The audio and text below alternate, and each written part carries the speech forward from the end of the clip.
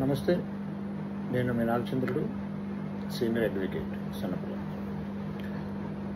How to register the property if agreement holder dice.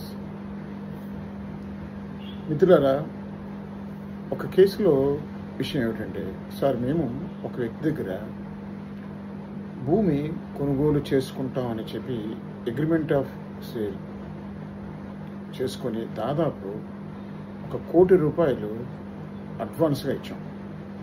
అయితే సడన్గా 1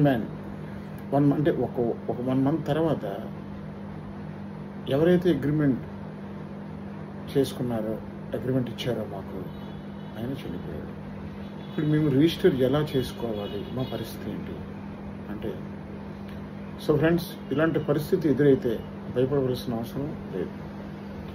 మన దేశంలో రిజిస్ట్రేషన్ యాక్ట్ 1908 అనే చట్టం ఉంది.